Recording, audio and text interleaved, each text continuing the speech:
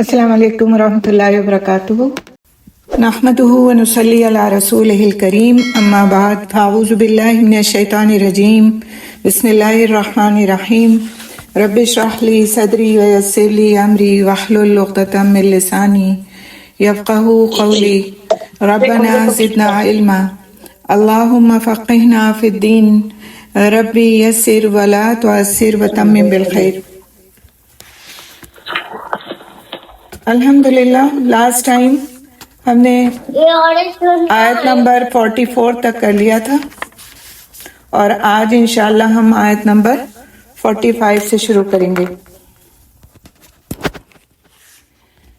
اعوذ باللہ من الشیطان الرجیم، واستعینوا بالصبر والصلاۃ وانہا لکبیرۃ الا علی الخاشعین، اور صبر اور نماز کے ذریعے سے مدد مانگو، اور بلا شبہ وہ یعنی نماز یقیناً بہت بڑی ہے، یعنی بہت بڑی چیز ہے مگر عاجزی کرنے والوں پر، یعنی کہ جو لوگ اللہ تعالیٰ کے عاجز بندے ہیں اور جو اللہ تعالیٰ کے ساتھ خشوع رکھتے ہیں۔ بھی ہم دیکھیں گے ان سارے ٹرمز کے میننگز کیا ہیں، خشوع کسے کہتے ہیں، کیا ہوتا ہے، اور نماز میں نماز کے پڑھنے کے لیے اس کی کیا ضرورت ہے اور کیوں اس کی اہمیت کو بیان کیا گیا ہے۔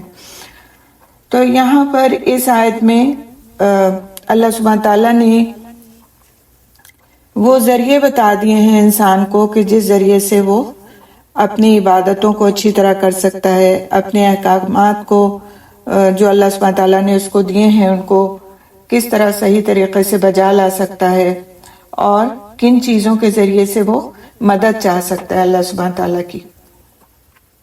اس سے پہلے ہم نے دیکھا تھا کہ اللہ سبحانہ تعالیٰ نے بنی اسرائیل کو کچھ احکامات دیے تھے، اور ان احکامات کے کو پورا کرنے اور بجا لانے کی بات کہی گئی تھی، لیکن یہاں پر اللہ سبحانہ تعالیٰ نے یہ بات بتائی کہ ان احکامات کو تم بجا لاؤ گے، یہ احکامات اگر تم کو مشکل لگتے ہیں، تم پر بھاری ہیں، تو ان کو کرنے کے لیے کن چیزوں سے تم کو مدد لینی ہوگی۔ مثال کے طور پر اگر تمہیں نیکی کا حکم کرنا بھاری لگتا ہے، مشکل لگتا ہے، تو تم کس بات سے مدد لوگے کہ تمہارے اوپر وہ کام آسان ہو جائے۔ اسی طرح اگر تمہیں نماز پڑھنا، تمہیں اللہ تعالیٰ کے جو فرائض عائد کیے ہوئے ہیں وہ مشکل لگتے ہیں، یا تم کو گناہوں کو چھوڑنا مشکل لگتا ہے، یا تم کو یہ چیز مشکل لگتی ہے کہ ہم کس طرح ان باتوں پر یقین کریں جو ہم کو بتائی گئی ہیں، کیسے ہم کو یقین آئے، ہم کو یقین کرنا مشکل ہوا جا رہا ہے، ہم کو شیطان بہکاتا ہے، ہمیں وسوسے بہت آتے ہیں۔ تو یہ سارے کام اگر تمہارے لیے مشکل ہیں تو تم کس چیز سے مدد چاہو؟ وَاسْتَعِینُوا بِالصَّبْرِ وَالصَّلَاةِ، یعنی صبر اور نماز کے ساتھ اپنے معاملات میں مدد حاصل کرو۔ تو استعانہ اصل میں ہوتا ہے مدد کا طلب کرنا، اور استعانہ بالصبر کا مطلب ہوتا ہے کہ صبر کے ساتھ مدد طلب کرنا۔ خود کیا کام کرنا ہے؟ صبر کرنا ہے، اور اس صبر کے ساتھ مدد کو طلب کرنا ہے۔ تو انسان پر جو بھی آزمائش آئے، یا شریعت میں سے اس جن احکامات کو پورا کرنے کی اس پر ذمہ داری ڈالی گئی ہے، وہ اس کو مشکل لگیں تو وہ اس پر صبر کرے، اور ہر مشکل حال میں صبر اور نماز سے مدد حاصل کرنے کی کوشش کرے۔ شدید حالات میں انسان ہو تو بھی نماز اور صبر سے مدد لے، تکلیف دیا جائے تو بھی صبر سے مدد لے اور نماز سے مدد لے۔ اگر کوئی فوت ہو جائے، یا تمہاری کوئی چیز کھو جائے، غائب ہو جائے، یا ضائع ہو جائے، یا کوئی بھی تمہیں کرب، تنگی، بلا پہنچے، تو صبر اور نماز سے مدد لو۔ اب صبر کی یہاں پر کچھ قسمیں بھی بتائی گئی ہیں، انشاءاللہ تعالیٰ ان کو بھی ہم دیکھیں گے۔ تو اللہ سبحانہ تعالیٰ نے اپنے بندوں کو حکم دیا ہے اس بات کا۔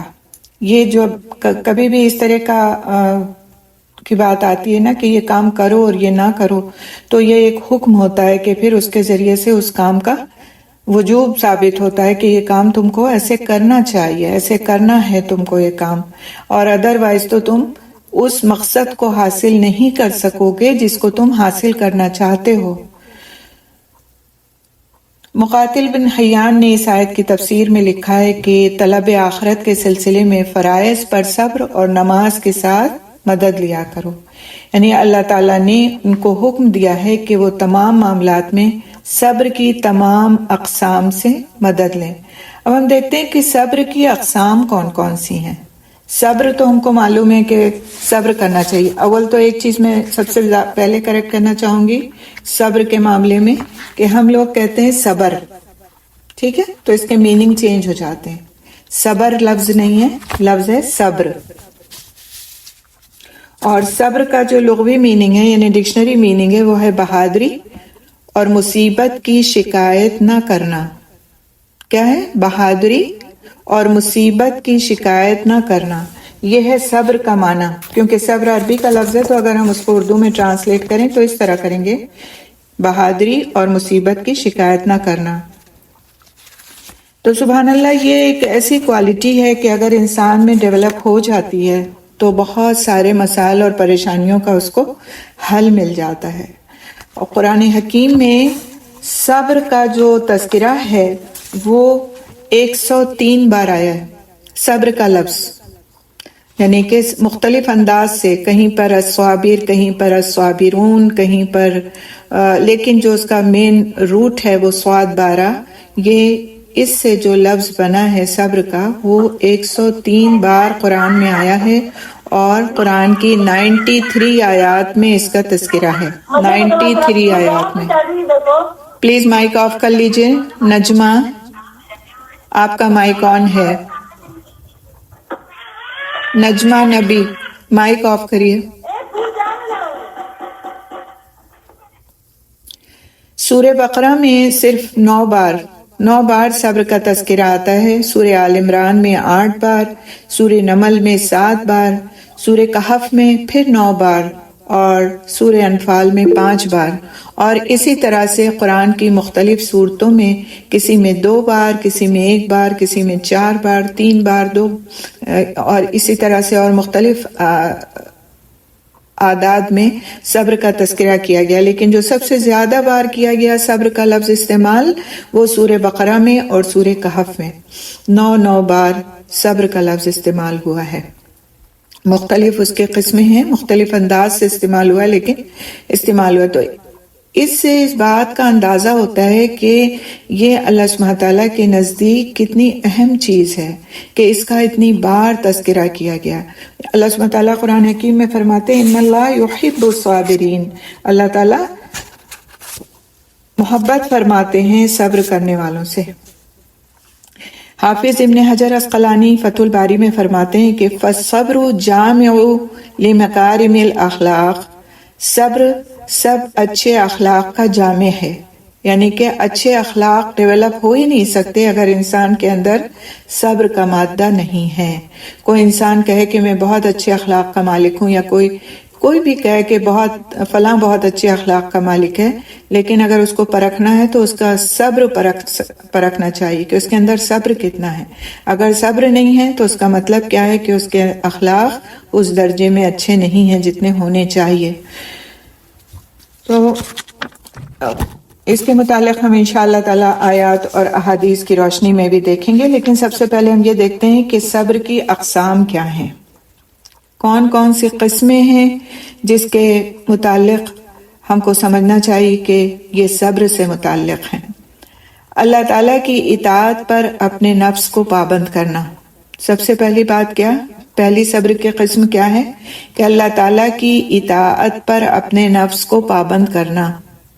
ہم صبر صرف کیا سمجھتے ہیں کہ ہمیں کوئی دکھ پہنچائے، کوئی تکلیف پہنچی ہے، کوئی مصیبت آئی ہے تو ہم چپ ہو جائیں، غصہ نہ کریں، روئیں دھوئیں نہیں اور بس خاموش ہو کر کے ایک طرف بیٹھ جائیں تو ہم نے صبر کر لیا. بے شک یہ بھی صبر ہے، لیکن اس کے علاوہ جو صبر کی اقسام ہیں اگر ان پر ہم غور و فکر کریں تو ہمیں اندازہ ہوتا ہے کہ صبر کتنا وسیع معنوں میں آیا ہوا ایک چھوٹا سا لفظ ہے. 3 حروف پر مشتمل یہ لفظ ہے اور اس میں سے بھی اس کا بیچ کا حرف ساکن ہے، لیکن اس کے باوجود اس لفظ میں کتنی وسعت ہے اور اس سے ہمیں عربی زبان کی وسعت کا بھی اندازہ ہوتا ہے.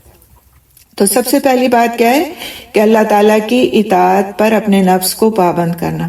آپ دیکھیں کہ جب بھی کوئی بات ایسی ہوتی ہے جو اللہ سبحانہ تعالیٰ کے دیے ہوئے حکم کے مطابق بندہ کرنا چاہتا ہے تو وہیں پر آ کر شیطان اس کو بہکاتا ہے اور وہیں پر آ کر اس کے اندر وسوسے ڈالتا ہے. لیکن بندہ اپنے رب کی اطاعت پر جم جاتا ہے اور اپنے نفس کو کنٹرول کر لیتا ہے تو یہ صبر کی پہلی مثال ہے. آپ دیکھیں اگر کسی انسان میں صبر نہ ہو تو وہ نماز نہیں پڑھ سکتا، کیونکہ نماز میں اتنی دیر اس کو کھانے سے، پینے سے، بات چیت کرنے سے، غیر ضروری ہلنے جلنے سے، ساری چیزوں سے روک دیا گیا. اس کو ایسے لباس پہننے کو کہا گیا جو بالکل ساتر لباس ہو. اس کو تمام احکامات، شرائط، واجبات کو پورا کرنے کا حکم دیا گیا ہے. اس کو وضو کا حکم دیا گیا ہے. وضو کرنا بھی صبر کے بغیر انسان نہیں کر سکتا. کبھی بہت زیادہ ٹھنڈ ہوتی ہے، نہیں دل چاہتا وضو کرنے کا، لیکن نماز کے لیے اٹھ کر وضو کرنا ہے، کیونکہ اس کے بغیر ہماری نماز پوری نہیں ہوتی. تو جو احکامات اللہ سبحانہ تعالیٰ نے دیے ہیں ان کی بجا آوری صبر کی پہلی قسم ہے. اسی طرح آپ دیکھیں کہ روزہ تو پورے کا پورا ہے ہی صبر کی مثال. اگر انسان میں صبر نہ ہو تو وہ کھائے پیے بغیر اتنے گھنٹے تک رہ نہیں سکتا. اسی طرح آپ دیکھیں کہ زکوٰۃ ہے، اگر انسان میں صبر نہ ہو، اپنے نفس پر کنٹرول نہ ہو تو وہ کیوں کہے کہ میں اپنا محنت سے کمایا ہوا پیسہ دوسروں کو دے دوں اور اتنے % فکس کر کے دوں. نہیں، یہ تو میرا اپنا پیسہ ہے، میرا دل چاہے گا، جس کو دل چاہے گا میں اس کو دے دوں گی. نہیں، اسی کو دینا ہے جن کو دینے کے لیے قرآن حکیم میں ہم کو بتا دیا گیا کہ ایسے ایسے اور ایسے لوگ ہیں، اس طرح کے ضرورت مند لوگ ہیں، انہی کو آپ اپنی زکوٰۃ دیں گے. ان کے علاوہ کو دیں گے تو آپ کی زکوٰۃ قبول نہیں ہوگی. 2.5% ہی نکالیں گے آپ زکوٰۃ اپنے مال پر. تو یہ ساری چیزیں جو ہیں جب تک مکمل نہیں ہو سکتی جب تک انسان کو اللہ سبحانہ تعالیٰ کی اطاعت کرنے کے لیے اپنے نفس پر کنٹرول نہ ہو، اور یہ صبر کی پہلی قسم ہے. دوسری چیز یہ کہ آپ دیکھیں حج کے موقع پر بھی، اب جب ہم ارکان دیکھ رہے ہیں تو ہم حج کو بھی دیکھ لیتے ہیں کہ حج میں تو ہر قدم پر صبر ہے. ہر قدم پر آپ اپنا مال خرچ کرتے ہیں جانے کے لیے، وہ آپ کا ایک پہلا صبر ہے. دوسرا یہ کہ آپ راستے کی مشقتیں برداشت کرتے ہیں. تیسرا یہ کہ وہاں جا کر جس طرح کے ہجوم کو آپ برداشت کرتے ہیں، جس طرح کی گرمی کو، جس طرح سے آنے جانے میں سفر کی تکالیف کو، جس طرح کھانے پینے میں اپنے نفس کے کنٹرول کو، جس طرح دوسروں کی پہنچائی بھی بعض وقت زبان سے تکلیفوں کو، ہر چیز کو کس لیے انسان جھیلتا ہے؟ صرف اپنے رب کی رضا کے خاطر. اور جو اس طرح کرتا ہے تو پھر وہ حج مقبول کا اجر اس کو عطا ہوتا ہے. اور اگر جو یہ سب کچھ نہیں کرتا اور اپنے نفس کے حوالے کیے رہتا اپنے آپ کو اور ان احکامات کی پابندی نہیں کرتا تو پھر اس کا حج بھی نہیں ہوتا. مثال کے طور پر کوئی کہے کہ نہیں میں تو پہلے جیسے جاؤں گی ویسے ہی فوراً عرفات چلی جاؤں گی سیدھی، یا اگر کوئی کہے نہیں میرے تو کپڑے بالکل پاک صاف اور اچھے ہیں، مجھے احرام کی کیا ضرورت، مجھے نیت کی کیا ضرورت، میں تو ویسے ہی کر لیتی ہوں، حج کے دنوں میں جا رہی ہوں بس حج ہو جائے گا. یا اگر کوئی سال میں ایسے دنوں میں جانا چاہتا ہے کہ جب رش کم ہوتا ہے تو کہے کہ نہیں رش کم ہوتا ہے میں جا کر کے حج کر آتی ہوں. تو ایسے نہیں ہے.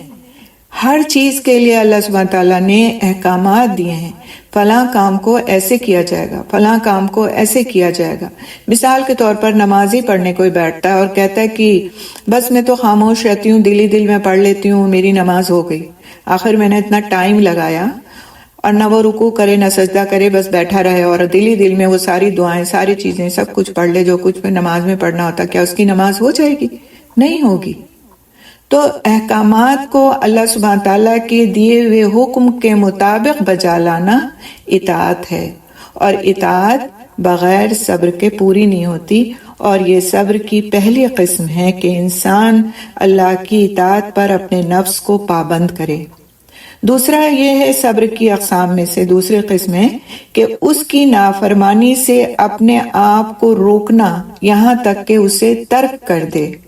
یعنی اللہ کی نافرمانی کے کام جب ہم کو پتہ چلتے ہیں کہ یہ اللہ کی نافرمانی ہے، یہ اللہ کی نافرمانی ہے، اگر میں جھوٹ بولی تو اللہ کی نافرمانی ہے، اگر میں نے غیبت کی، اگر میں نے چغلی کی، اگر میں نے تجسس کیا، اگر میں نے نماز چھوڑی، اسی طرح کی جتنی بھی چیزیں ہم کو پتہ چلتی جائیں اس کو ہم چھوڑتے جائیں، چاہے اس کا چھوڑنا ہمارے اوپر کتنا ہی بھاری کیوں نہ ہو. تو یہ جو چھوڑنا ہے یہ جو اپنے نفس کو روکنا ہے اللہ کی نافرمانی سے، یہ بھی صبر کی ایک قسم ہے۔ جب تک انسان کے اندر صبر نہ ہو وہ یہ کام کر نہیں سکتا۔ اگر کسی کی جھوٹ بولنے کی عادت پڑی ہوئی ہے، صرف مذاق کرنے میں وہ جھوٹ بولتا ہے، جوکس سناتا ہے بہت زیادہ، ایک دوسرے کو جوکس سناتا ہے، تو جوکس میں بھی جو جھوٹ ہے وہ تو جھوٹ ہے، اور لعنت کی گئی ہے ایسے شخص کے اوپر جو مذاق میں بھی جھوٹ بولے۔ لیکن کسی کی عادت ہے جب وہ محفل میں بیٹھتی ہیں تو خوب قہقہے لگانے کے لیے اور دوسروں کو لگوانے کے لیے اور اپنے آپ کو جس کو کہتے ہیں شمع محفل بنانے کے لیے خوب جوک سناتے۔ اب ان کی عادت ہے، تو اس عادت کو صرف اللہ کی رضا کی خاطر چھوڑ دینا یہ بھی صبر کی ایک قسم ہے کہ اللہ کی رضا کے خاطر انسان اپنے نفس کو روک لے۔ کیا مجھے جھوٹ نہیں بولنا، چاہے اس سے میں کتنی پاپولر کیوں نہ ہو گئی ہوں، لیکن اب نہیں بولوں گی۔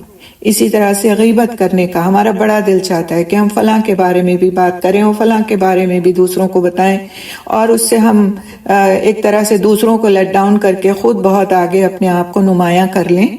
تو ہم کو لیکن پتہ ہے یہ بات کہ یہ اللہ سبحانہ تعالیٰ کے نزدیک ایک ایسی برائی ہے، ایک ایسا گھناؤنا جرم ہے جیسے کسی نے اپنے مردار بھائی کا گوشت کھایا، اور انسان پھر اس سے اپنے آپ کو روک لے کہ نہیں کرنی مجھے غیبت، چاہے میرا جتنا کچھ دل چاہ رہا ہو، لیکن مجھے اپنے آپ کو روک لینا ہے۔ تو یہ روک لینا یہ بھی صبر کی ایک قسم ہے۔ اسی طرح اور بھی بہت سارے معاملات آتے ہیں، جیسے انسان کو غصہ بہت آتا ہے، بہت سے لوگوں کو بہت غصہ آتا ہے، بہت جلدی وہ ایک دم بھڑک جاتے ہیں، وہ اپنے اس بھڑکنے کو روک لیتے ہیں کہ نہیں، غصہ شیطان کی طرف سے ہوتا ہے، مجھے غصہ نہیں کرنا۔ غصہ نہ کرنے کے لیے وہ تدبیریں کرتے ہیں، وضو کر لیتے ہیں، پانی پی لیتے ہیں، بیٹھ جاتے ہیں، اپنے آپ کو تھوڑی دیر کے لیے خاموش کر لیتے ہیں۔ کس لیے؟ صرف اللہ کی رضا کی خاطر۔ اس لیے نہیں کہ وہ اگلے سے ڈر رہے ہیں، اس لیے نہیں کہ وہ اگلے سے مرعوب ہو رہے ہیں، صرف اس لیے کہ ان کا رب ان سے راضی ہو جائے۔ وہ ایک ایسے کام سے اپنے آپ کو روک لیتے ہیں جو اللہ کی ناراضگی کا سبب ہوتا ہے۔ تو یہ بھی صبر کی ایک قسم ہے۔ اور جب بندے کو یہ کام مشکل لگے، اس کو یہ آیت یاد کر لینی چاہیے، ان اللہ یحب الصابرین، اللہ سبحانہ تعالیٰ محبت فرماتے ہیں صبر کرنے والوں سے۔ تو آپ دیکھیں کہ اللہ کی محبت کس کو نہیں چاہیے؟ اللہ تعالیٰ خالی ہماری طرح کہ ہمیں آپ سے محبت ہے کہہ کر کے بھول نہیں جاتے۔ جیسے بندے ایک دوسرے سے آپس میں زبانی کلامی کہتے رہتے ہیں کہ مجھے آپ سے محبت ہے، لیکن اس محبت کا کوئی بھی اثر ان کے رویوں پر نظر نہیں آتا، صرف زبان سے الفاظ ادا ہوتے ہیں اور ختم بات۔ لیکن اللہ سبحانہ تعالیٰ جب اپنے بندوں سے محبت فرماتے ہیں اور اس بات کو برملا قرآن حکیم میں کہتے ہیں کہ میں صبر کرنے والوں سے محبت فرماتا ہوں، تو اللہ سبحانہ تعالیٰ اس محبت کے نتیجے میں اپنے ان بندوں کی مغفرت فرما دیتے ہیں، اپنے ان بندوں کو انعامات سے نوازتے ہیں، اس دنیا میں بھی اور اس دنیا میں بھی انشاءاللہ تعالیٰ۔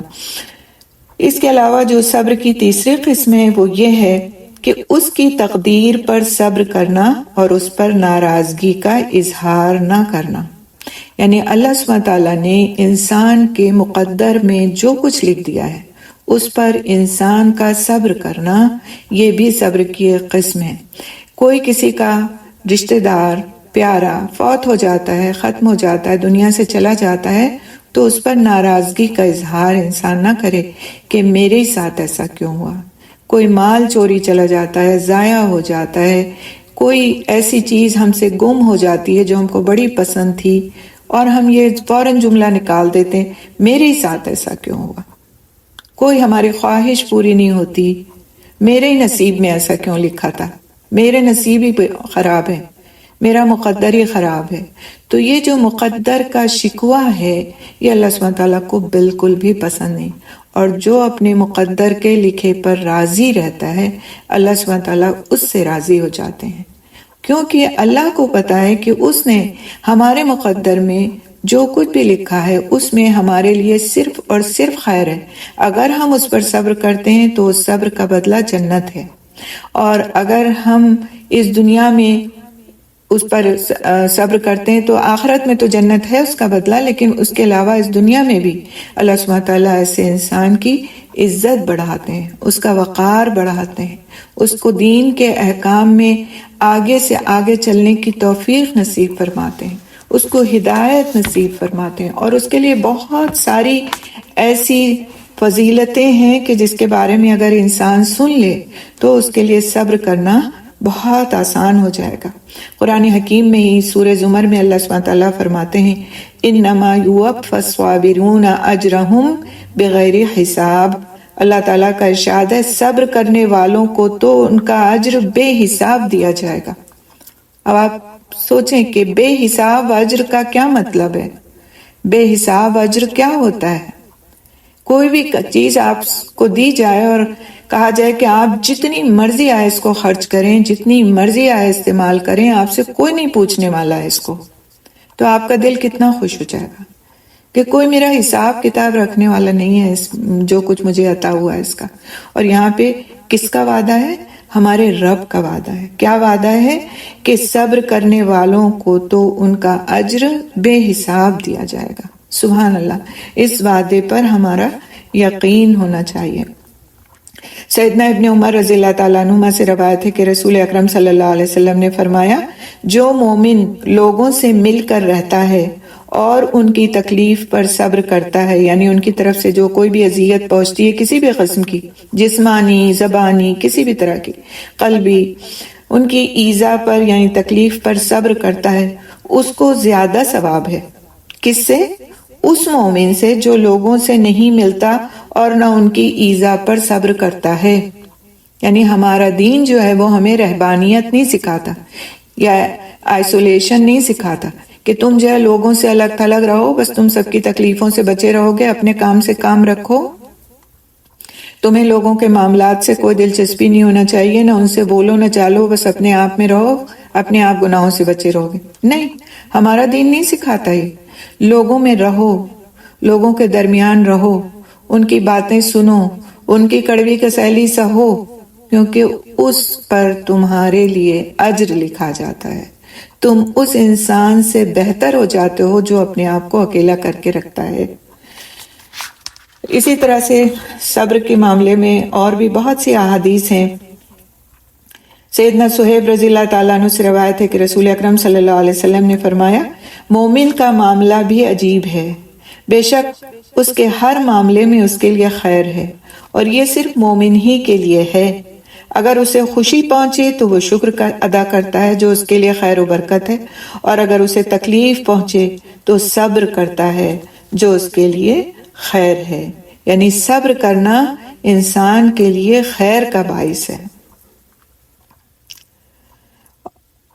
ثابت رضی اللہ تعالیٰ عنہ سے روایت ہے، انہوں نے کہا کہ میں نے سیدنا ابو ہریرہ رضی اللہ تعالیٰ عنہ سے سنا کہ رسول اکرم صلی اللہ علیہ وسلم نے فرمایا اللہ تعالیٰ فرماتے ہیں کہ میرے اس مومن بندے کا جس کا میں کوئی عزیز دنیا سے اٹھا لوں اور وہ اس پر ثواب کی نیت سے صبر کر لے تو اس کا بدلہ میرے یہاں جنت کے سوا اور کچھ نہیں۔ اور پھر ایک چیز، بہت اہم چیز، یہ حضرت ثابت رضی اللہ تعالیٰ عنہ سے روایت ہے، انہوں نے کہا کہ میں نے سیدنا انس رضی اللہ تعالیٰ عنہ سے سنا کہ رسول اکرم صلی اللہ علیہ وسلم نے فرمایا صبر صدمے کے آغاز میں ہوتا ہے۔ یعنی اصل صبر وہ ہے جب انسان کو کوئی تکلیف پہنچے، کوئی اذیت پہنچے اور اس وقت وہ صبر کر جائے۔ اگر ہم نے ساری دنیا کو اپنی کہانی سنا لی اور اس کے بعد میں کہا کہ بس اب صبر کے سوا کوئی چارہ نہیں، میں تو صبر کرتی ہوں، تو وہ صبر نہیں ہے۔ اصل صبر کیا ہے کہ جیسے جس وقت تکلیف پہنچے اس وقت انسان صبر کر جائے، خاموش ہو جائے، اپنے رب کی طرف متوجہ ہو جائے اور اس بات پر بھروسہ رکھے کہ صبر کرنے والے سے اللہ سبحانہ تعالیٰ محبت رکھتے ہیں، لہٰذا مجھے صبر کرنا ہے۔ آپ دیکھیں صحابہ کرام رضی اللہ تعالیٰ عنہ مجمعین کی زندگیاں دیکھیں، رسول اکرم صلی اللہ علیہ وسلم کی خود کی اپنی زندگی دیکھیں، ہر موقع پر جا بجا ہمیں صبر کے نمونے نظر آتے ہیں، اور ایسا ہمیں صبر نظر آتا ہے کہ حیرت ہو جاتی ہے کہ فلاں موقع پر انہوں نے کیسے صبر کر لیا، یہ تو کوئی ہوتا تو بھڑک ہی جاتا اس پر۔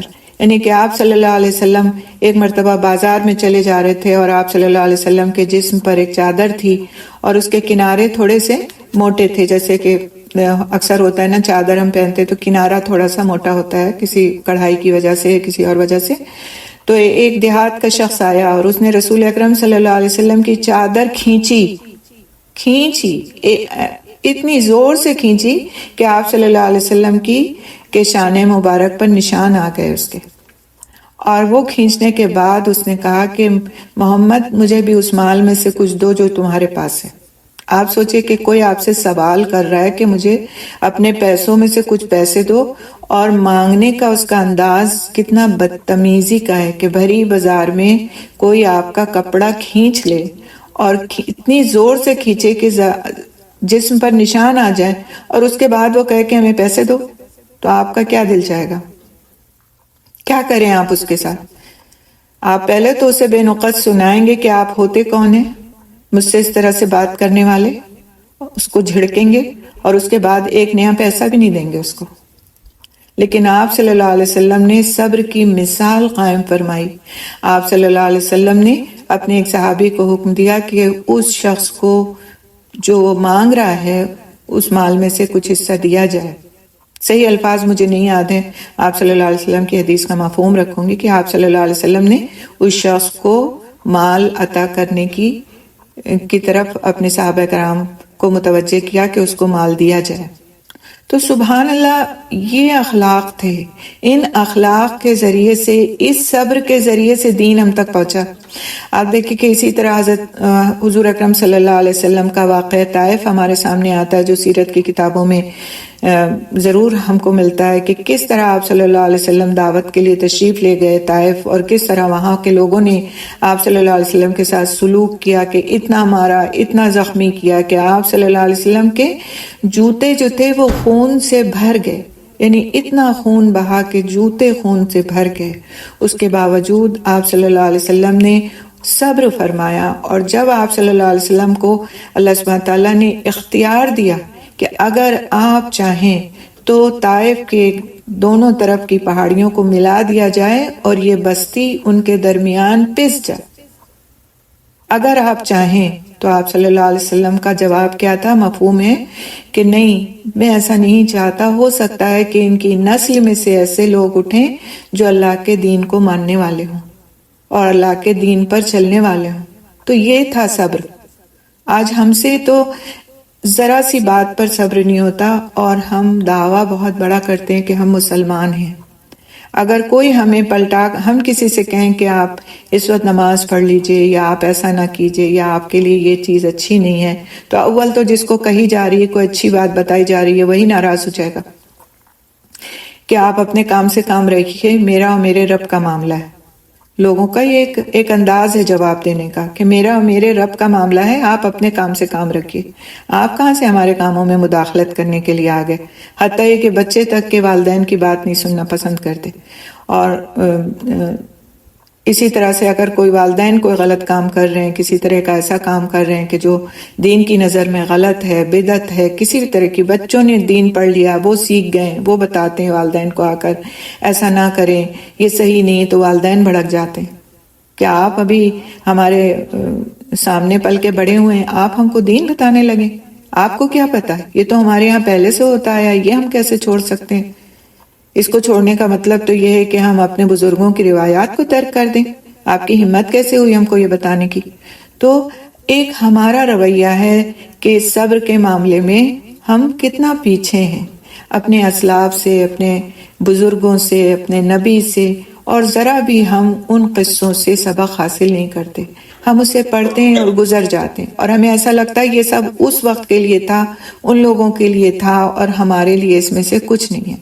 آپ دیکھیں گے حضرت عمر رضی اللہ تعالیٰ عنہ جیسا خلیفہ، حضرت عمر رضی اللہ تعالیٰ عنہ کا بیٹھے ہوئے تھے اور کافی سارے لوگ ان کے سامنے بیٹھے ہوئے تھے. حضرت عمر رضی اللہ تعالیٰ عنہ مہر کے تعلق سے کچھ باتیں فرما رہے تھے اور انہوں نے کہا کہ میں اب، کیونکہ لوگ مہر کے معاملے میں کافی افراط و تفریط سے کام لینے لگے ہیں، کچھ لوگ بہت زیادہ اور کچھ بہت کم، تو میں ایک فکس کر دوں گا اس رقم کو کہ اتنا مہر ہوا کرے.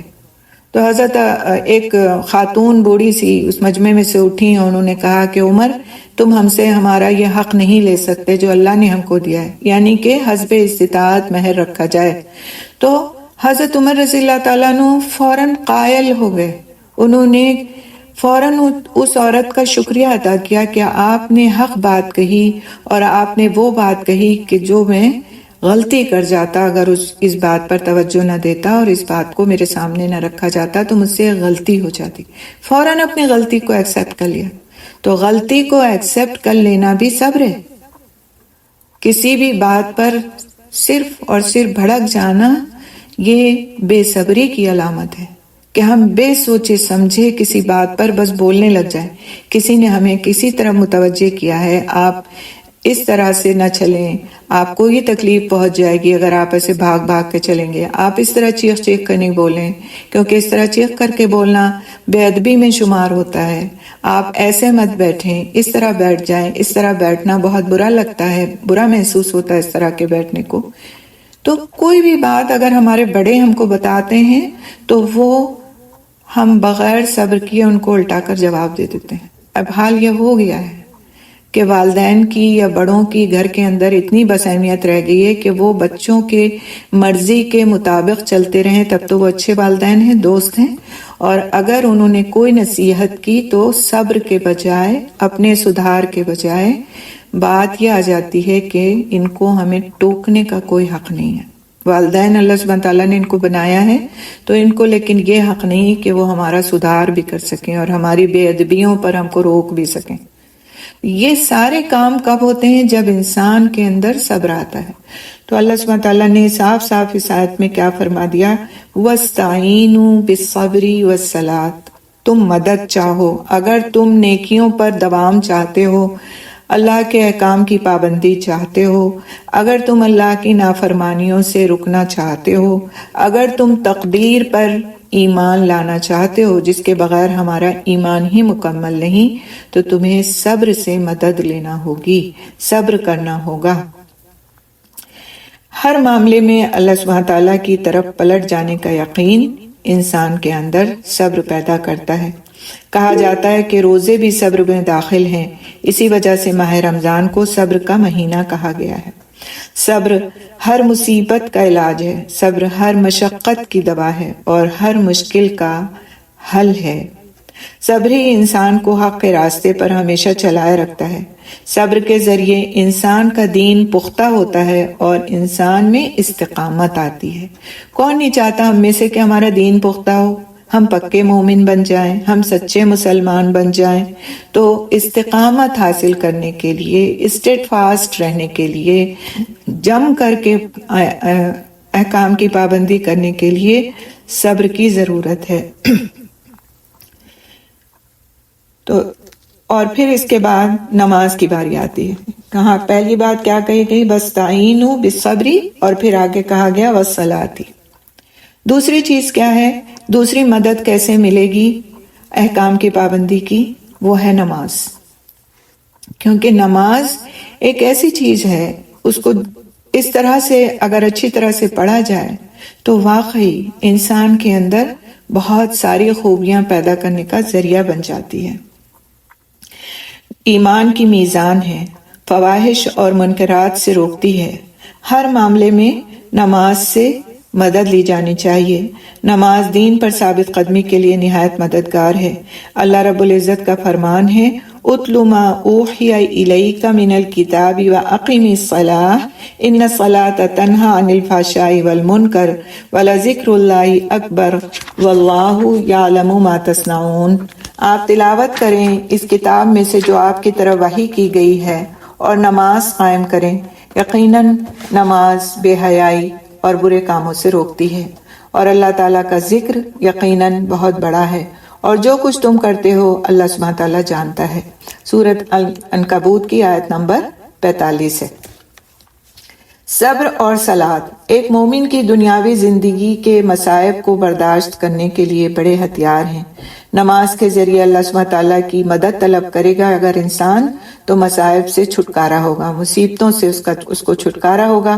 مصائب سے اگر چھٹکارا نہیں ہو سکا، یعنی مصیبت سے اگر چھٹکارا نہ مل سکا، تو پھر وہ صبر کرے گا اور اللہ سبحانہ تعالیٰ سے اجر پائے گا۔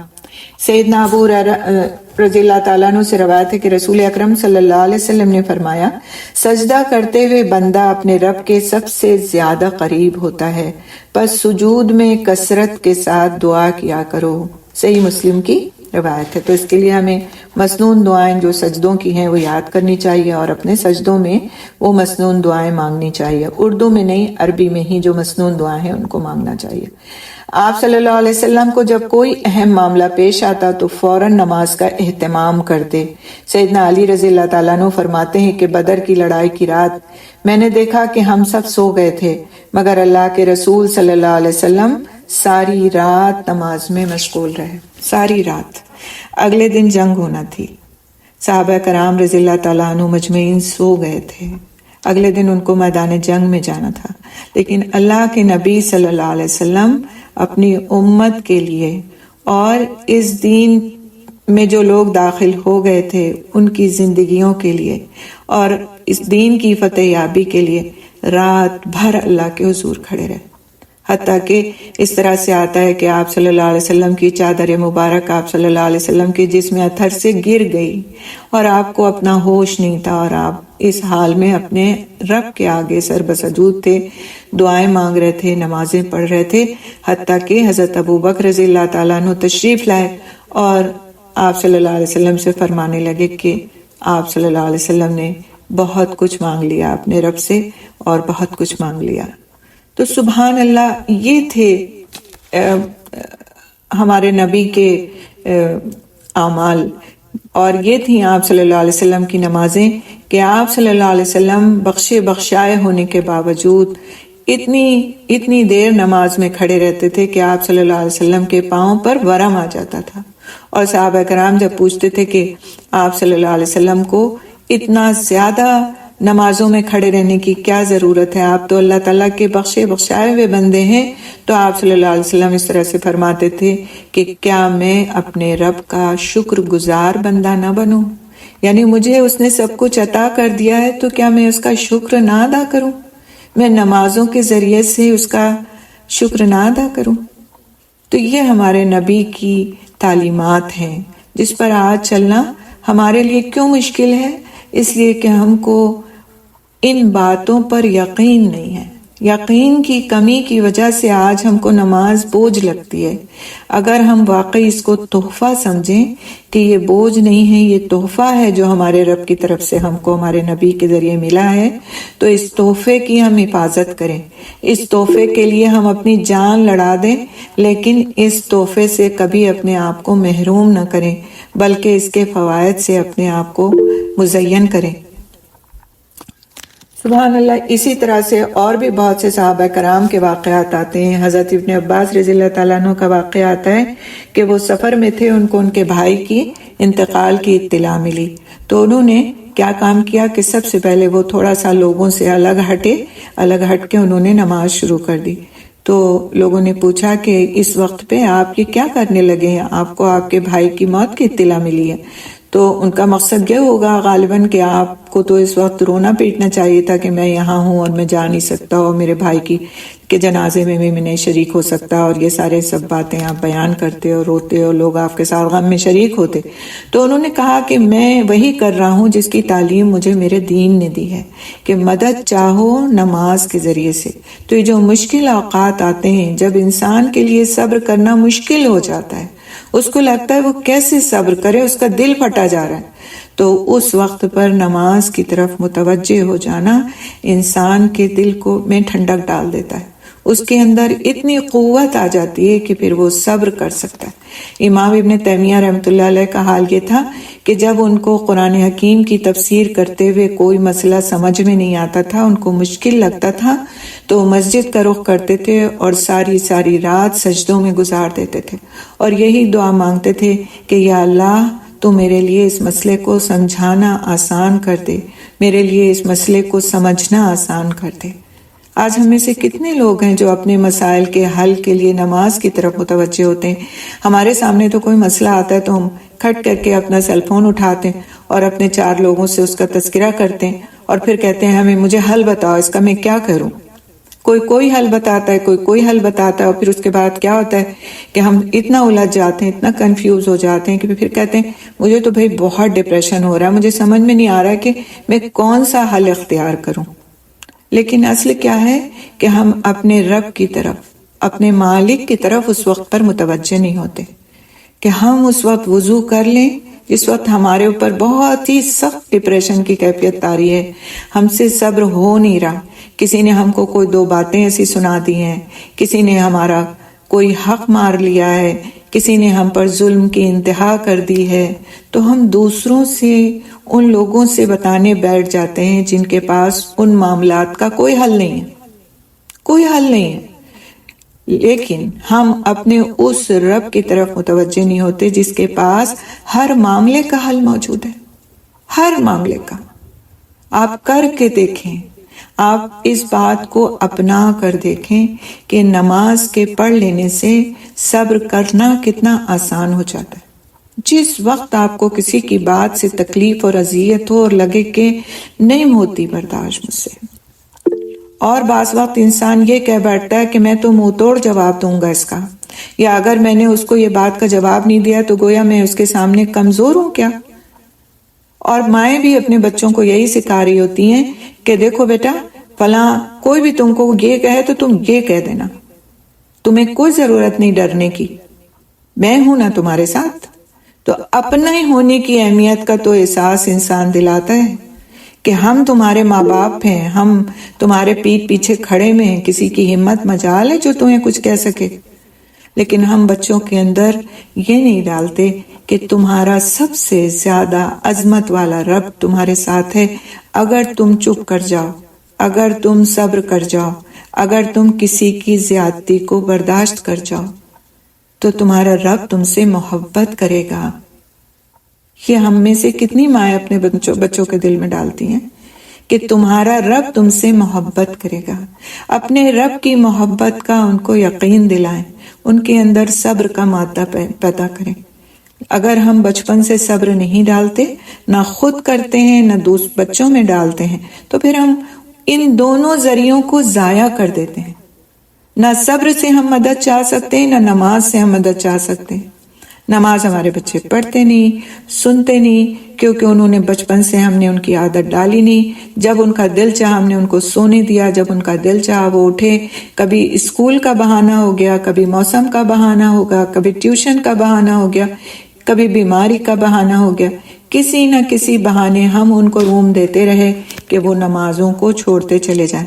پھر ایک وقت آیا کہ ان کو نماز کی ایک بوجھ کی طرح نماز لگنے لگی اور نمازوں کی عادت قطعی نہیں پڑ سکی۔ پھر آپ دیکھیں کہ اگر ماں ہے گھر کے اندر یا باپ ہے گھر کے اندر اور وہ خود نماز نہیں پڑھتا اٹھ کر کے وقت کے اوپر، تو وہ اپنے بچوں کو کیسے کہے گا، کیسے کہے گا، کس منہ سے کہے گا کہ تم نماز پڑھو۔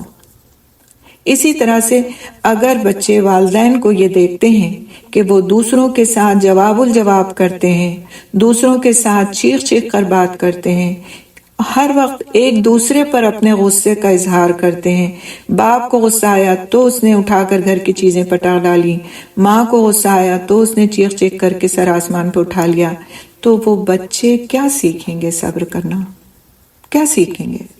ہم انہیں اپنے رویوں سے کیا سکھا رہے ہیں؟ ہمیں ذرا سا غصہ آتا ہے تو ہم بالکل برداشت نہیں کرتے اور ہم سوچتے ہیں ہم حق پہ ہیں، ہمارا غصہ صحیح ہے۔ اگر ہم نے اس وقت غصے کا اظہار نہیں کیا تو دوسرا ہمیں کمزور سمجھے گا۔ اگر ہم نے اس کی بات کا پلٹ کر جواب نہیں دیا تو یہ سمجھے گا کہ میں غلط تھی اس لیے میں چپ ہو گئی۔ نہیں، آپ صحیح ہیں، اور صحیح ہونے کے باوجود اگر آپ اس بات کو پی جاتے ہیں صرف اپنے رب کے خاطر، صرف اپنے رب کے خاطر، تو صبر کرنے والوں کے لیے جنت کے درمیان میں، حق پر ہوتے ہوئے اپنے حق کو چھوڑنے والوں اور صبر کرنے والوں کے لیے جنت کے درمیان میں ایک محل کی خوشخبری ہے۔ کنارے پر نہیں، درمیان میں۔ ہر چیز اگر درمیان میں ہوتی ہے، بیچ میں ہوتی ہے، اور اس کے چاروں طرف خوبصورت نظارے ہوتے ہیں تو وہ چیز کتنی خوبصورت ہوتی ہے۔ جنت کے درمیان میں ایک محل کی خوشخبری ہے۔ ایک مرتبہ رسول اکرم صلی اللہ علیہ وسلم مسجد میں تشریف فرما تھے اور حضرت ابوبکر رضی اللہ تعالیٰ عنہ مسجد میں داخل ہوئے، اور ان کو دیکھ کر آپ صلی اللہ علیہ وسلم سمجھ گئے کہ ان کا کسی کے ساتھ جھگڑا ہوا ہے، کسی کے ساتھ کوئی بات ایسی آرگیومنٹ ہوا ہے کہ جس پر ان کو تکلیف ہے۔ آپ صلی اللہ علیہ وسلم کے بہت پیارے ساتھی تھے، بہت ہر وقت کے ساتھ رہنے والے تھے۔ کوئی آپ کے ہر وقت ساتھ رہتا ہو تو آپ اس کے ایکسپریشن سے بغیر کچھ کہے سمجھ جاتے ہیں کہ اس کے ساتھ کیا معاملہ پیش آیا۔ تو آپ صلی اللہ علیہ وسلم سمجھ گئے، لیکن حضرت ابوبکر رضی اللہ تعالیٰ عنہ پاس آئے اور آپ صلی اللہ علیہ وسلم نے جب دریافت فرمایا تو انہوں نے کہا، ہاں حضرت عمر رضی اللہ تعالیٰ عنہ کے ساتھ مجھ میں کچھ آپس کی بات ایسی ہوئی ہے، لیکن میں غلطی پر تھا یا رسول اللہ، عمر سے ہی تھے، لیکن مجھے بس جو تکلیف اس وقت یہاں پر لے آئی ہے وہ یہ تھی کہ میں چاہ رہا تھا کہ عمر مجھے معاف کر دیں، اور انہوں نے مجھے معاف نہیں کیا۔ تو آپ سوچیں کہ کیا فکریں تھیں ان لوگوں کی کہ اگر دوسرے کے حق میں آپ سے زیادتی ہو گئی ہے، کوئی بات ہو گئی ہے، تو آپ کو یہ فکر ستا ڈالے کہ فلاں نے مجھے معاف نہیں کیا، اور اگر اس نے مجھے معاف نہیں کیا تو میرا پھر اللہ کیا ہوگا۔ سبحان اللہ۔ تو یہ جو صبر ہے، آپ دیکھیں رسول اکرم صلی اللہ علیہ وسلم کی زندگی کے آخری حصے کا واقعہ ہم ذرا سا اس پہ نظر کرتے ہیں کہ کس درجے میں آپ صلی اللہ علیہ وسلم نے صبر فرمایا کہ آپ صلی اللہ علیہ وسلم جب نماز کے لیے مسجد نبی صلی اللہ علیہ وسلم میں تشریف لائے، اور آپ صلی اللہ علیہ وسلم کا حال یہ تھا کہ 2 صحابہ کرام کا سہارا لے کر کے آپ صلی اللہ علیہ وسلم مسجد میں تشریف لائے تھے، اور مسجد میں تشریف لانے کے بعد جو آپ صلی اللہ علیہ وسلم نے اور بہت سارے احکامات لوگوں کو فرمائے، اس میں سے لوگوں سے یہ پوچھا کہ کسی پر میرا کوئی حق تو نہیں ہے، یعنی میرے ذمے کسی کا کوئی حق تو نہیں نکلتا۔ تو سارے صحابہ کرام رضی اللہ تعالیٰ عنہ مجمعین خاموش بیٹھے تھے، لیکن ایک صحابی اٹھ کر کھڑے ہو گئے، اور انہوں نے کہا کہ ہاں میرا حق ہے، اس طرح سے کہ ایک مرتبہ جب آپ کوئی سفر کر رہے تھے اور میں وہیں آپ کی سواری کے پاس کھڑا تھا، تو جب آپ نے اپنا عصا یا کوڑا کچھ انہوں نے کہا اٹھایا تو وہ میرے لگ گیا تھا، تو میرا یہ حق نکلتا ہے آپ کے اوپر۔ تو دوسرے صحابہ کرام نے ان کو بڑے ہی غصے کی نظر سے دیکھا کہ آپ صلی اللہ علیہ وسلم کے اوپر ایک تو اس طرح کی بات کو کہنا، اور پھر آپ صلی اللہ علیہ وسلم اس طرح کی پریشانی میں، دکھ میں، بیماری میں مبتلا ہیں کہ آپ صلی اللہ علیہ وسلم سہارے سے مسجد میں تشریف لائیں، اور یہ شخص اس وقت اپنا حق جتا رہا ہے۔ لیکن آپ صلی اللہ علیہ وسلم کا آپ صبر ملاحظہ کیجئے، نہ آپ صلی اللہ علیہ وسلم ناراض ہوئے اس شخص پر، نہ کسی طرح کا غصہ کیا، بلکہ صحابہ کرام رضی اللہ تعالیٰ عنہ مجمعین کو خاموش کرایا کہ وہ خاموش رہیں اور اس کو اپنا حق لینے دیں۔ وہ شخص قریب آیا، آپ صلی اللہ علیہ وسلم نے اپنے جسم پر سے کپڑا ہٹا دیا۔ اس نے کہا کہ جب آپ کا کوڑا مجھے لگا تھا تو میرے جسم پر کپڑا نہیں تھا۔ آپ صلی اللہ علیہ وسلم نے اپنے جسم پر سے کپڑا ہٹا دیا اور کہا کہ تم اب اپنا بدلہ لے لو، جو تم لینا چاہتے ہو لے لو۔ تو وہ صحابی جو تھے آپ صلی اللہ علیہ وسلم کے پاس آئے اور لپٹ کر رونے لگے، اور آپ صلی اللہ علیہ وسلم کے جسم مبارک کے بوسے لینے لگے، اور کہنے لگے کہ میرا یا رسول اللہ صرف یہ مقصد تھا کہ میں آپ کے جسم کو چوم سکوں، میں آپ کا بوسہ لے سکوں، اور میں نے سب کچھ جو کہا تھا اس کی صرف ایک ہی وجہ تھی کہ میں آپ کے قریب آ سکوں۔ میرا ایسا کوئی بھی میرا ایسا ارادہ نہیں تھا کہ میں آپ سے کوئی بدلہ لوں۔ لیکن آپ صبر ملاحظہ کریں، صبر کس درجے کا صبر ہے۔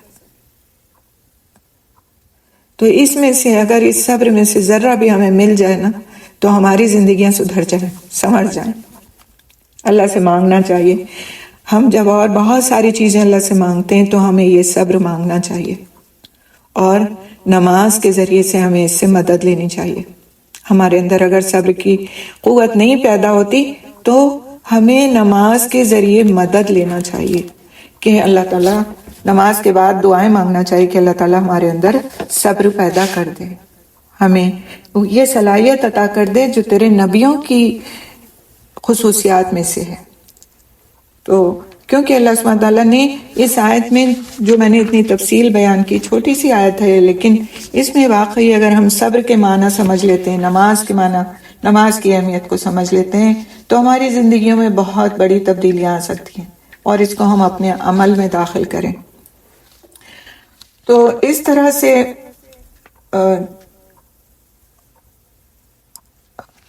یہ بات آتی ہے کہ سورہ فصلت میں اللہ سبحانہ تعالیٰ فرماتے ہیں، آیت نمبر 35 ہے کہ وَمَا يُلَقَّاهَا إِلَّا الَّذِينَ صَبَرُوا وَمَا يُلَقَّاهَا إِلَّا ذُو حَظٍّ عَظِيمٍ، اور یہ سعادت صرف ان کو دی جاتی ہے جنہوں نے صبر کیا، اور یہ مرتبہ صرف بڑے نصیب والے کو دیا جاتا ہے۔ یعنی صبر وہی کرتا ہے جس کو اللہ سبحانہ تعالیٰ توفیق دیتے ہیں، جس کو توفیق دیتے ہیں وہی صبر کرتا ہے، اور توفیق ایک ایسی چیز ہے کہ جو مانگتا ہے اس کو وہ توفیق ملتی ہے۔ صبر کرنے سے صبر ملتا ہے، اطاعت کے سب کام صبر کرنے سے ہوتے ہیں، اور برائیاں صبر نہ ہونے سے ہوتی ہیں، اور صبر کا بدلہ جنت اور اس دنیا میں عزت ہے۔ تو اللہ کا احسان ہے کہ اللہ تعالیٰ نے ہم کو مسلمان گھرانوں میں پیدا کیا۔ ایسا نہیں کہ ہمیں کوئی چیز بالکل پتہ ہی نہیں ہے، لیکن الحمدللہ جب ہم قرآن پڑھتے ہیں اور جب ہم قرآن کی تفسیر کے ساتھ اس کو پڑھتے ہیں تو ہمیں بہت ساری چیزیں ہماری ریفریش ہوتی جاتی ہیں اور اس پر عمل کرنا آسان ہو جاتا ہے۔ اسی طرح نماز پڑھنے سے اللہ سبحانہ تعالیٰ انسان کی مشکلات کو دور کرتے ہیں، اللہ کی رحمت ملتی ہے، اللہ کی حفاظت ملتی ہے، خوف اور غم سے نجات ملتی ہے، فقر دور ہوتا ہے، مشکلات دور ہوتی ہیں۔ ابو نعیم نے ابن مسعود سے نقل کیا ہے، انہوں نے کہا کہ جب تک تم نماز میں ہو تم بادشاہ کا دروازہ کھٹکھٹا رہے ہو، اور جو بادشاہ کا دروازہ کھٹکھٹائے اس کے لیے وہ کھول دیا جاتا ہے۔ یعنی اللہ سبحانہ تعالیٰ کا دروازہ تم کھٹکھٹاتے ہو اس کے در پہ کھڑے ہو کر کے، تو جو وہ دروازہ کھٹکھٹاتا ہے تو دروازہ کھول دیا جاتا ہے۔ تو نمازی جب نماز میں ہوتا ہے تو وہ گویا اللہ کا دروازہ کھٹکھٹا رہا ہوتا ہے۔ پھر اس آیت کے آخر میں فرمایا گیا وَإِنَّهَا لَكَبِيرَةٌ إِلَّا عَلَى الْخَاشِعِينَ، کیا چیز بھاری ہے؟ نماز۔ یعنی بات کہی گئی یقیناً بہت بڑی ہے، یعنی نماز بہت بڑی ہے، بھاری ہے، مگر عاجزی کرنے والوں پہ، یعنی جو لوگ خشوع کرتے ہیں، خاشع ہیں، اللہ سبحانہ تعالیٰ سے عاجزی کرتے ہیں، ان کے اوپر یہ نماز بھاری نہیں ہے۔ خشوع جو ہے اس میں کیا کیا چیزیں آ جاتی ہیں؟ ایک ہے سکوت اور دوسرا ہے اللہ کا خوف، یعنی اللہ کی عظمت کو سامنے رکھتے ہوئے اس سے ڈرنا۔ تو نماز اور زبان میں خشوع لانا خاشعین کی صفت ہے۔ کم لوگ ہیں جو خشوع کی صفت سے متصف ہیں، کم ہی لوگ ہیں جو نمازوں میں خشوع اختیار کرنے اور اس کو اپنے اندر پیدا کرنے کے لیے کوشش کرنے والے ہیں، اور جو اپنے کلام میں خشوع اور سکون اختیار کرنے والے ہیں۔ تو دونوں چیزوں میں ہم غفلت پاتے ہیں، نمازوں میں بھی غفلت پاتے ہیں اور آوازوں کے اتار چڑھاؤ میں بھی غفلت پاتے ہیں۔ بہت سے لوگ بہت زور زور سے بہت اونچی آواز میں بولتے بھی ہیں اور قہقہے بھی لگاتے ہیں، نہ ان کے اندر خود سکون ہوتا ہے اور نہ وہ دوسروں کو سکون سے رہنے دیتے ہیں، اور وہ سمجھتے ہیں کہ وہ بہت زیادہ اپنے آپ کو کا اظہار کر کے اپنے آپ کو منوانے والے ہیں۔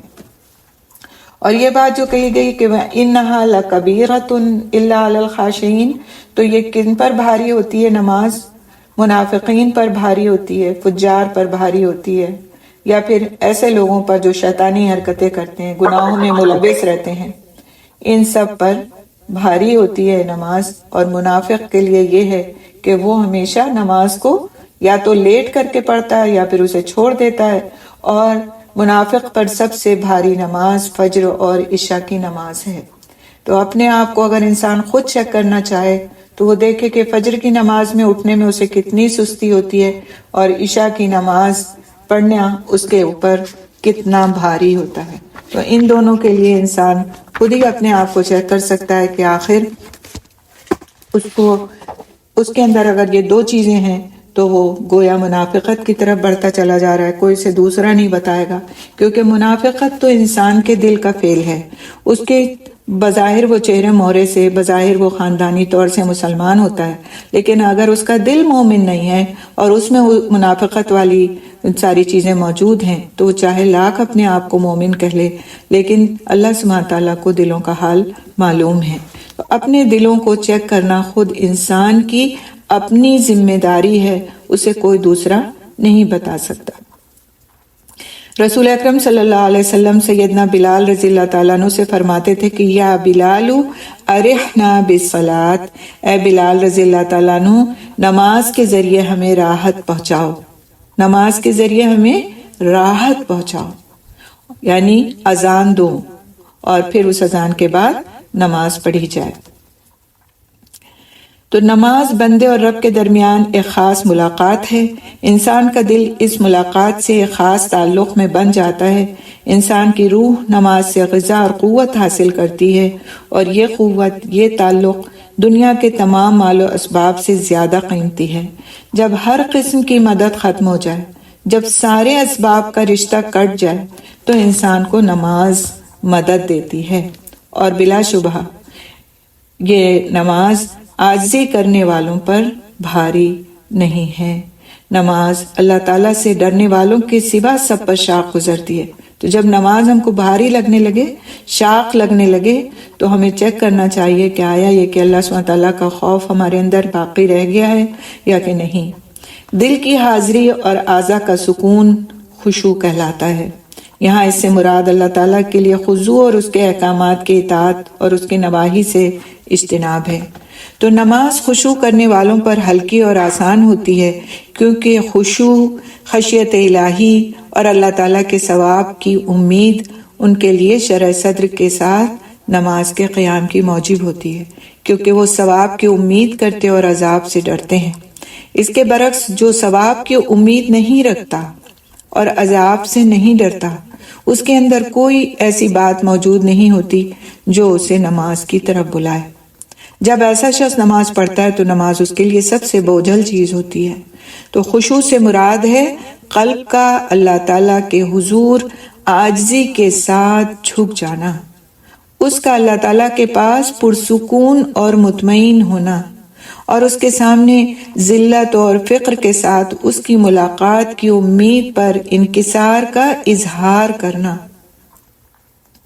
تو آخرت سے جو بے فکری ہے وہ انسان کے لیے نیک کاموں کو مشکل بنا دیتی ہے، اور جب انسان اپنے آپ کو آزاد محسوس کرتا ہے تو اپنے فیصلے خود کرتا ہے، ایسے میں اسے نیک کاموں کی ضرورت ہی محسوس نہیں ہوتی۔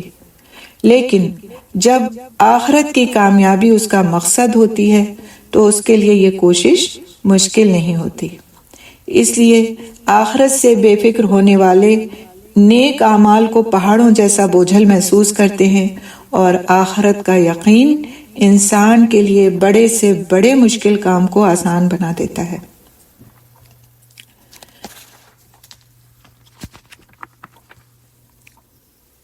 بس اس بات کی ہمیں کوشش کرنا ہے، اس آیت پر آپ خوب غور و خوض کریں اور اس بات کے لیے دعا کریں کہ اللہ تعالیٰ ہمیں اچھی نمازیں پڑھنے والا بنائے، خشوع والی نمازیں پڑھنے والا بنائے، اس پر ہمیں محنت کرنے والا بنائے۔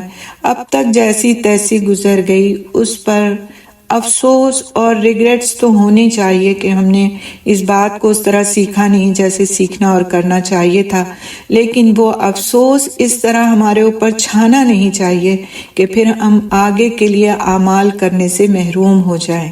اس پر معافیاں مانگنا چاہیے، اس پر اللہ تعالیٰ سے مغفرت کی دعائیں کرنا چاہیے، لیکن آگے کی زندگی کے لیے آج اور ابھی سے ارادہ کرنا چاہیے کہ اب سے آگے جو بھی میری زندگی کی جتنی نمازیں بھی میرے لیے مقدر ہیں اللہ تعالیٰ ان کو مجھے بہترین طریقے سے پڑھنے والا بنائے. نماز مجھے تحفہ لگے، نماز مجھے اپنے رب سے ملاقات لگے، نماز مجھے اپنے رب سے مضبوط تعلق کا ذریعہ لگے، اور میں نماز کو بھاری اور بوجھ سمجھ کر ٹال کر پڑھنے والی نہ ہوں، بلکہ اسے محنت سے، شوق سے، اچھے طریقے سے، اہتمام کے ساتھ پڑھنے والی بنوں. اور پھر وہی میرے لیے بے شک مددگار ہوگی نیکی کے کاموں کو کرنے میں، برائی سے رکنے میں، اور اپنے مقدر پر بھروسہ کرنے اور اس پر راضی رہنے میں انشاءاللہ. سبحان اللہ بحمدہ، سبحانک اللہم بحمدک، نشہد ان لا الہ الا انت، نستغفرک نستغفرک نستغفرک، نتوب الیک. السلام علیکم ورحمۃ اللہ وبرکاتہ.